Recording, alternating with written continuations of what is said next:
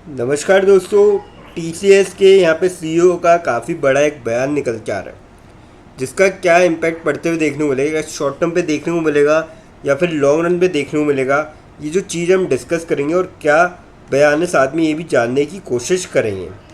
फिर बात करेंगे हम यहाँ पे विप्रो के बारे में। यहाँ पे कंपनी ने बायबैक का जो है अनाउंस किया था। उसके बाद से 200 पे था जब बायबैक का अनाउंस किया था, और उसके बाद से स्टॉक 190 पे आ चुका है। तो अब क्या संभावना बन रही है? क्या आपको शेयर में यहाँ पे गिरावट का दौर देखने को मिलेगा या फिर कुछ अपसाइड देखने को मिल सकता है? और कितने का बायबैक था, कितने अमाउंट का बायबैक था, कब तक करेगी कंपनी, वो सारी चीज़ें जो है डिस्कस करेंगे। सेम बजाज ऑटो में भी बायबैक का अनाउंस किया था, कितना अमाउंट का बायबैक था, वो सारी चीज़ें जो है हम एक एक करके डिस्कस करेंगे। फिर बात करेंगे यहाँ पे ओला इलेक्ट्रिक के बारे में। यहाँ पे कंपनी की ओर से काफ़ी बड़ा डिसीजन लिया गया है, जिसका आपको इम्पैक्ट पड़ते हुए देखने को मिलेगा। क्या पॉजिटिव इम्पैक्ट देखने को मिलेगा या फिर नेगेटिव इम्पैक्ट देखने को मिलेगा, और क्या शॉर्ट टर्म में देखने को मिलेगा या फिर लॉन्ग रन में देखने को मिलेगा, साथ में ये भी जो है जानने की कोशिश करेंगे इस वीडियो में। सबसे पहले बात करते हैं हम टीसीएस के बारे में। फ्राइडे के दिन आपको 2267 पे क्लोजिंग देखने को मिली। 21 रुपीज़ की तेज़ी देखने को मिली थी और 0.93% तक स्टॉक यहाँ पे चढ़ता हुआ नजर आया था फ्राइडे के दिन आपको। बात करी जाए अपडेट की, TCS aims to be world's largest AI tech firm, 130 top AI clients onboarded, CEO Krithivasan. तो ये काफ़ी बड़ा बयान निकल के आ रहा है सीईओ का। और जो ये नंबर है 130 top AI clients on boarded, ये भी काफ़ी बड़ी बात है। और कहीं ना कहीं इसी का इम्पैक्ट जो है आपको आने वाले टाइम पे पड़ता हुआ देखने को मिलेगा। और टीसीएस टारगेट कर रहा है global leadership in AI led technology services. A significant majority of its top clients are already collaborating with TCS for AI solutions. The company is aggressively upskilling its workforce to meet this demand. TS is also expanding its AI infrastructure capabilities, including data centers in India. तो ये काफ़ी बड़ी चीज़ है और अपने आप को adopt करना इस तरीके से ये दर्शाता है अपने आप में कि काफ़ी बड़ी अपॉर्चुनिटी यहाँ पे क्रिएट हो चुकी है। और टीसीएस ने इस अपॉर्चुनिटी को रियलाइज़ किया है, और ये जितना जल्दी हो सके उतना जल्दी काम भी कर रही है, ऑन बोर्ड भी कर रही है नए क्लाइंट्स को, पुराने क्लाइंट्स को। और यही फ़ायदा इनको आगे जाके मिलेगा, और जिससे शेयर प्राइस में वापस से तेज़ी का दौर बनते हुए नज़र आ सकता है।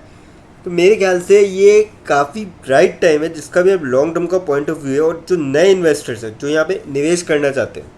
क्योंकि अगर हम इसके रिटर्न देखेंगे बीते 5 सालों में 26.41% यहाँ पर नेगेटिव रिटर्न आ चुके हैं बीते 5 सालों में। काफ़ी ज़्यादा खराब रिटर्न है।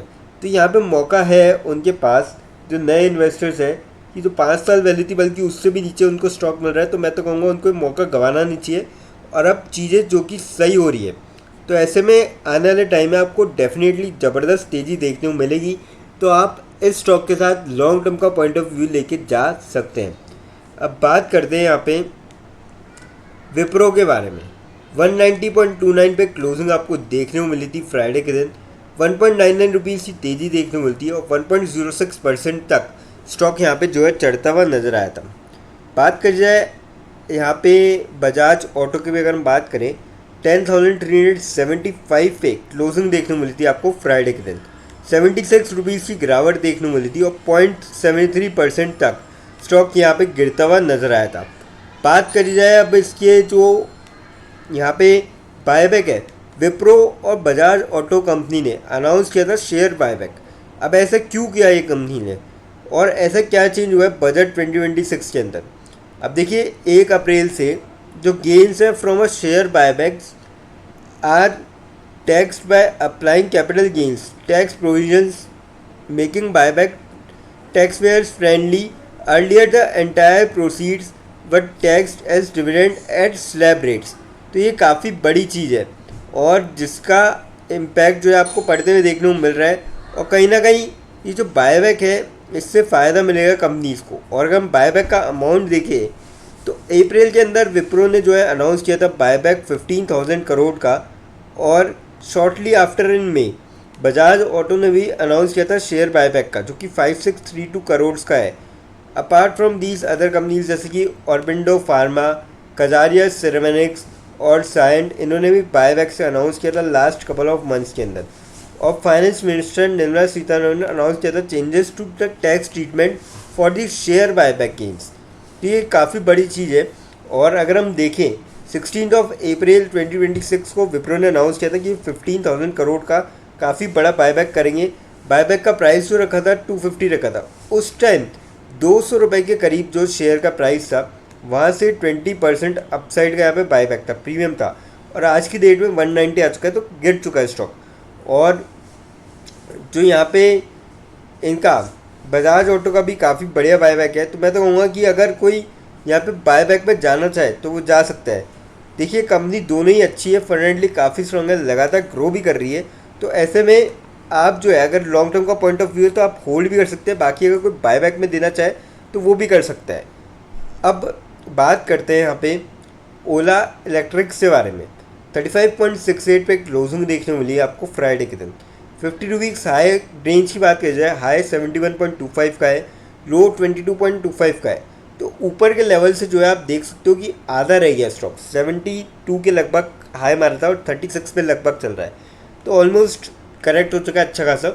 और लो से आप देख सकते हो 22.25 का यहाँ पे लो था, उससे थोड़ा सा ऊपर चढ़ चुका है स्टॉक। मैं कहूँगा कहीं ना कहीं अब जो है नीचे से ऊपर आ रहा है स्टॉक, तो मौका बन रहा है। और साथ में अगर आप देखेंगे इसके अंदर तो यहाँ पे अगर मैं आपको दिखाऊं तो ओला इलेक्ट्रिक्स जो है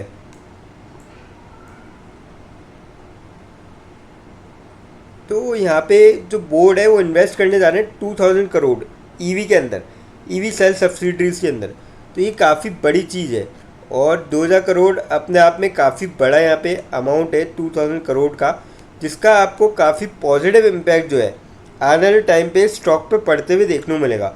और मेरे ख्याल से अब जो है यहाँ से आपको तेज़ी बनते हुए देखने को मिल सकती है, क्योंकि देखिए कंपनी में जो गिरावट थी आईपीओ के प्राइस से भी अगर हम देखें तो थोड़ा नीचे आ चुका है, वो अब जल्दी जो है थमता हुआ नजर आएगा। तो मेरे ख्याल से यहाँ पे जो है आप बाइंग कर सकते हैं इसको लॉन्ग टर्म के पॉइंट ऑफ व्यू से। लेकिन फ्रेंड्स यहाँ पे कोई भी इन्वेस्टमेंट करने से पहले फाइनेंशियल एडवाइज़र से कंसल्ट करें कि खुद की रिसर्च करें, क्योंकि वीडियो नॉलेज के पर्पज़ के लिए है, इन्वेस्टमेंट के पर्पज़ के लिए नहीं। दोस्तों अगर वीडियो अच्छी लगी हो तो चैनल को लाइक और सब्सक्राइब ज़रूर करें, ताकि आने वाले टाइम में आपको जो है और भी ऐसे अपडेट्स मिलते रहें। और हाँ दोस्तों, आप हमको जो है कमेंट सेक्शन में ज़रूर बता सकते हैं कि नेक्स्ट वीडियो जो है आपको कौन से स्टॉक पर चाहिए। थैंक यू दोस्तों।